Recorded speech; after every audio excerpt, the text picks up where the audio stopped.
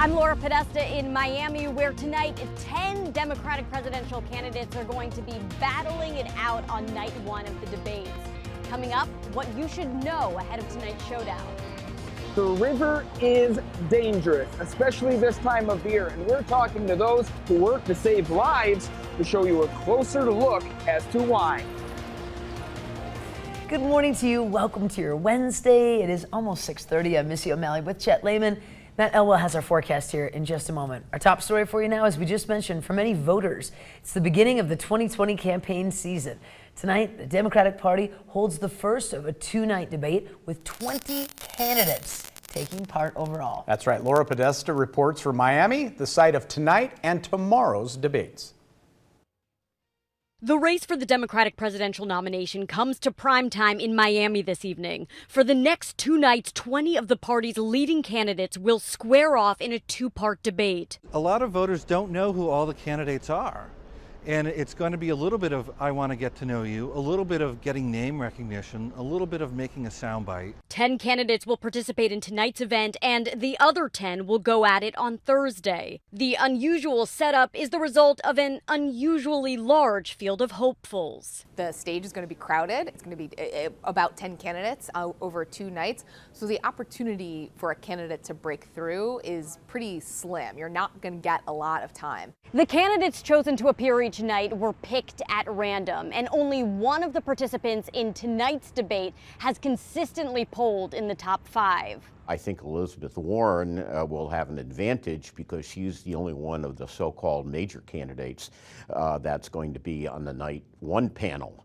And so she has a chance to dominate. Even as they work to stand apart from the crowd, one common theme is expected to emerge. They're going to talk a lot about Trump. And one thing they're going to do is try to make the case that they're the one who should go out and battle Trump in the next year and a half. 4 Democrats did not qualify for the debates. Laura Podesta, CBS News, Miami.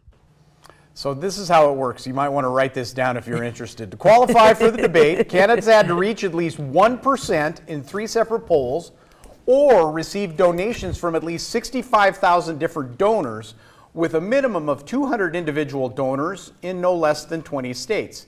Did you guys get that? You repeat that last one. 1% of the... Okay, I think I got it. Because we should all 65,000 okay. from okay. 20. Yep. Got it. That's it. Thank you. Do not pass go. Try to collect $200. Try to get your 1 minute of fame on the stage. It is interesting. The guy said right at the beginning, people want to get to know these candidates, but there's so many of them. It's overwhelming. Absolutely true. Yeah. It's like drinking out of a fire hose, right? Yeah, there you go. Looks like for today, the temperature's a little on the cool side, 40s, but not bad, 34 degrees in West Yellowstone. There is a good chance that we'll see a few showers, most of our heavier rain showers coming later into the day, a few strong storms possible as you get into the mid to late part of the afternoon and evening. We're going to break it all down, of course, coming up in just a few minutes. I take it from Matt's behavior this morning that he tried the new coffee back in the break room. It's great. A big win, Bob. Thank you. Wow. All right, 6:32. Let's get back to the news for a moment. Across Montana, homeowners and business owners have received their new appraisal notices from the state for tax purposes, and in many areas, the values have increased. You're not kidding. But that doesn't necessarily mean your property taxes will increase this year. MTN's Mike Dennison explains. Every 2 years, the State Revenue Department reappraises your property for tax purposes. And this year, in Montana's major cities and counties, those values often increased. For residential property in these areas, the average countywide increase ranged from about 7% in Yellowstone to a high of 23% in Gallatin County.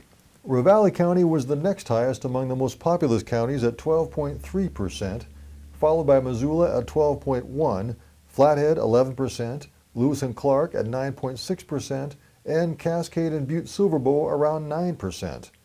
The appraised value of businesses also increased on average in these counties, usually by a lesser amount, except in Missoula, where they went up almost 18%. City and county officials will tell you taxes they levy probably won't increase by the same amount. Under state law, local governments can increase their general fund budget by only half the rate of inflation.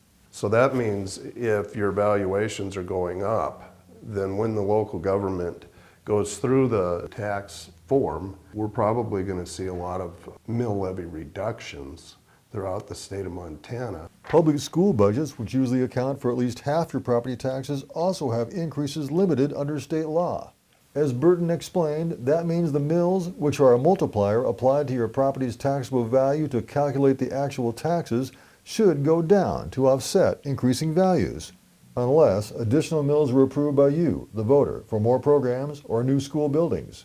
But a lot of that statewide is going to be determined by what the voters themselves voted, if they voted for school levies or libraries or any kind of levies that where the voters had a voice. On the flip side, if property values in your area declined, and they did in a dozen rural counties primarily in eastern Montana, then local mills may be increased to collect the same amount of revenue. And finally, there's the question of whether your new appraised value is accurate. I always tell people when they get their appraisal in the mail, they should ask themselves the following question: would I sell my house for that amount of money? If the answer is yes, then the appraisal is accurate and legal.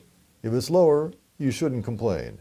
If it's more than you think your property is worth, you can protest to the local revenue department office. And one last thing, if your property's value increased more than the county average, you'll likely be paying higher property taxes this coming year. You can go to our website and see the averages for every county. In Helena, I'm Mike Dennison, MTN News. Mike shares a reminder, your actual property tax bills will not go out until November. Some helpful information in there. Yep, for for sure. sure. Here's another piece of a helpful tip here for you. Water is dangerous. We all know this. Yeah, that's the message life-saving agencies like Gallatin County Search and Rescue want you to know, especially this time of year. MTN's Cody Boyer has more. Well, you take a look at this water, even in the more smooth-looking spots, and it just doesn't look friendly. Even if you take a look behind me now, take a look at that log here in the Gallatin River near the Irwin Bridge. It's bobbing around like it's made out of something like paper. And however it looks on the surface, that can be a completely different story underneath, with cold temperatures and currents getting the best of people, even animals, those who push themselves to the limits to save lives. Say if you fall into waters like these, you could be in serious trouble. The water here will get you. It is fast, it is powerful, it is full of hazards. Summer means getting out on the water for many, in kayaks and rafts and canoes. But with rivers like the Gallatin, consider doing something else. This is the time of year when we see tragedy. Commander Jason Jarrett and his crew with the Gallatin County Search and Rescue Team are too familiar with tragedy. It is very unforgiving in this part of the world this time of year. The water desperately needs people to respect it, because if you don't respect the power of the water, the temperature of the water, the hazards that are in the water, from down cottonwood trees to rocks to fence lines, it will get you. The team has already saved several lives this year. When trouble brews, it brews fast. You can go around a nice smooth bend in the river and the water's fine and you're dangling your feet, and the next minute you're sucked into a strainer or up against a log and you're flipped and you're trapped underneath. And hypothermia works even more quickly. The staff of Roundhouse Sports Center in Bozeman say being ready is just half of preventing the worst. It doesn't take long for them to get out of breath, cramp up, and then that's when things start to happen. Now, there are things out there like this life preserver that could make all the difference if you find yourself in a tough spot out on a river. Make sure it's well fitted too, that's important. Other items like a throw bag could mean all the difference between life or death. It makes a good situation go bad real quick when somebody falls in the water and you don't have the means to get them out. The other half, not going into waters like this at all. The amount of force a moving river has, if you don't respect that, you don't really need to be on the river. Jared again is also reminding you that you should call the sheriff's office if you were to lose a boat down a river like this. They insist, out of safety, and they will go and get it for you. In Belgrade, Cody Boyer, MTN News. Great pieces of advice. Absolutely there. true. You just can't be safe enough on the rivers, No, right? that's Especially right. right now, how high they are, how cold they are. It's just not worth the risk. It's it absolutely really right. isn't. Yep. Good job on that story, Cody. We do have to take a quick break.